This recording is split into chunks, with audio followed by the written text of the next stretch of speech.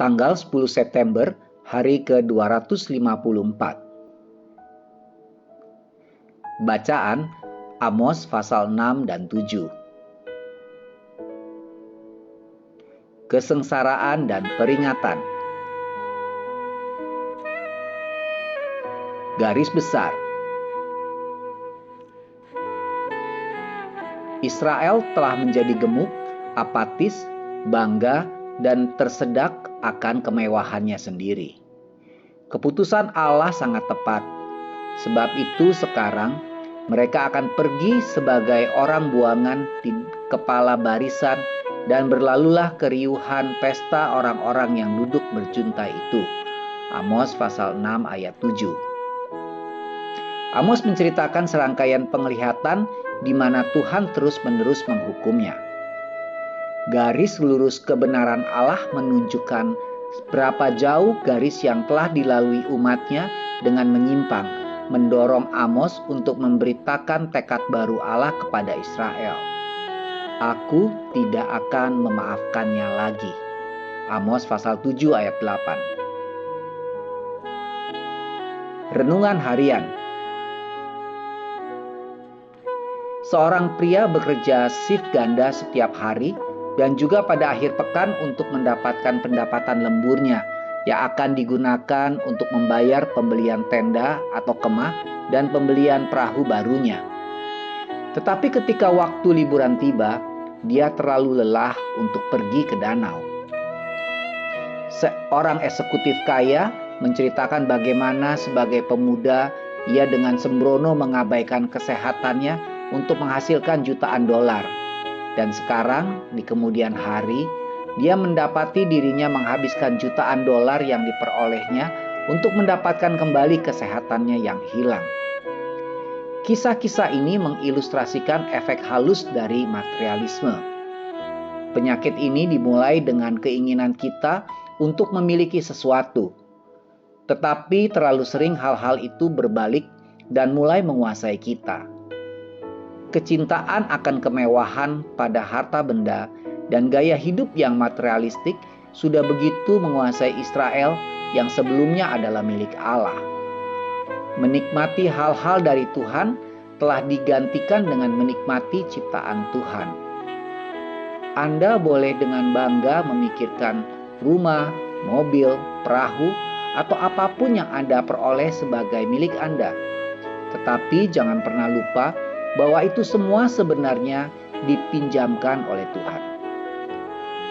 Bukankah sekarang adalah saat yang tepat untuk mempertimbangkan berbagai kepemilikan atas apa yang Anda miliki? Tutuplah mata Anda dan Anda akan melihat sebenarnya semua yang Anda miliki.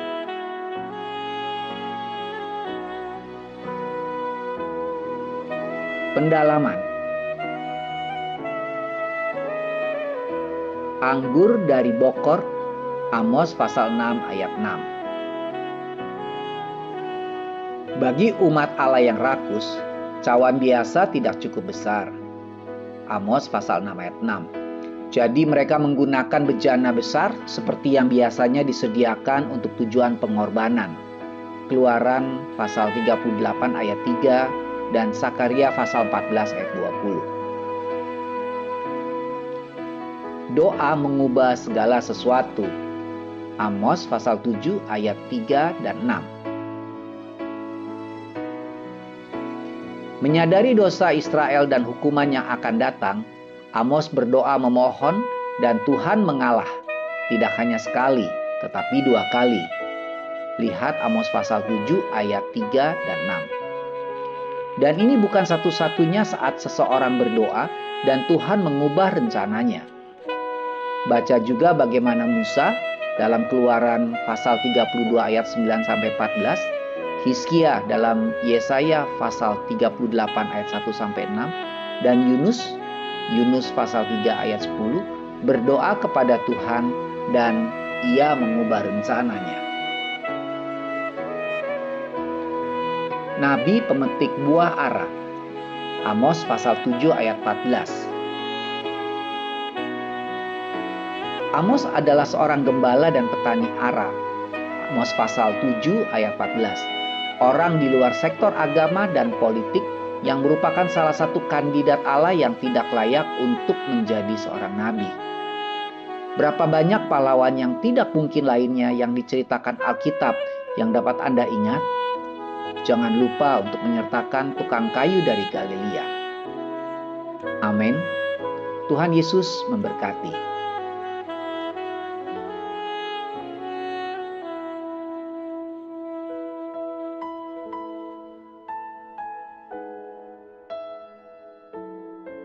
Amos pasal 6. Rasa tenteram yang palsu. Celaka atas orang-orang yang merasa aman di Sion, atas orang-orang yang merasa tenteram di Gunung Samaria, atas orang-orang terkemuka dari bangsa yang utama, orang-orang yang kepada mereka kaum Israel biasa datang. Menyeberanglah ke Kalne dan lihat-lihatlah, berjalanlah dari sana ke Hamat yang besar itu, dan pergilah ke Gad orang Filistin. Adakah mereka lebih baik dari kerajaan-kerajaan ini? Atau lebih besarkah daerah mereka dari daerahmu?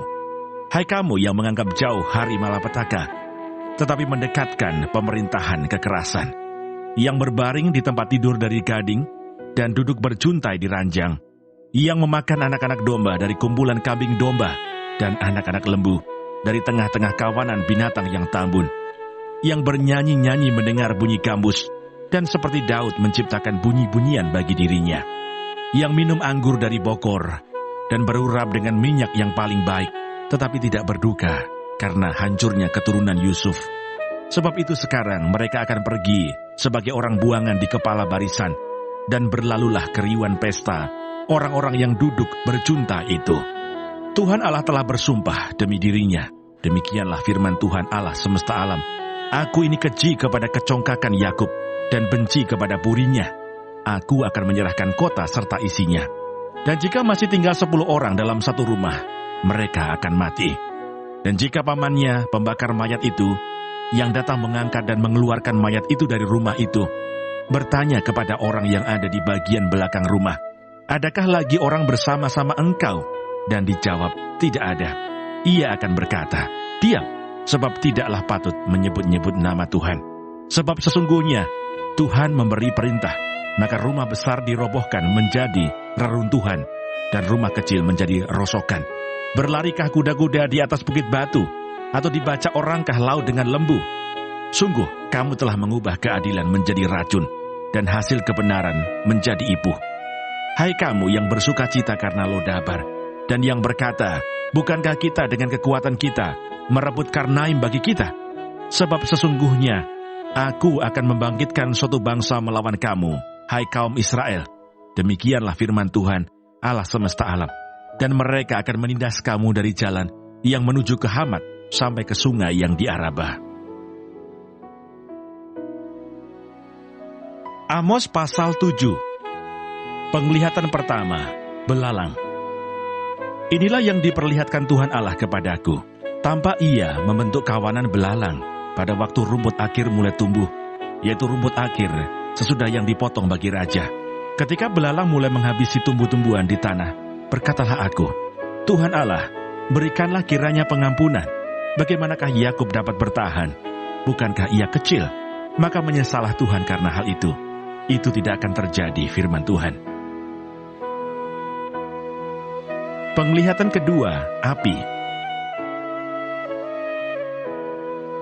Inilah yang diperlihatkan Tuhan Allah kepadaku. Tampak Tuhan Allah memanggil api untuk melakukan hukuman. Api itu memakan habis samudra raya dan akan memakan habis tanah ladang. Lalu aku berkata, Tuhan Allah, hentikanlah kiranya. Bagaimanakah Yakub dapat bertahan? Bukankah ia kecil? Maka menyesallah Tuhan karena hal itu. Ini pun tidak akan terjadi, firman Tuhan Allah. Penglihatan ketiga, tali sipat. Inilah yang diperlihatkannya kepadaku. Tampak Tuhan berdiri dekat sebuah tembok yang tegak lurus, dan di tangannya ada tali sipat. Lalu berfirmanlah Tuhan kepadaku, apakah yang kau lihat, Amos? Jawabku, tali sipat.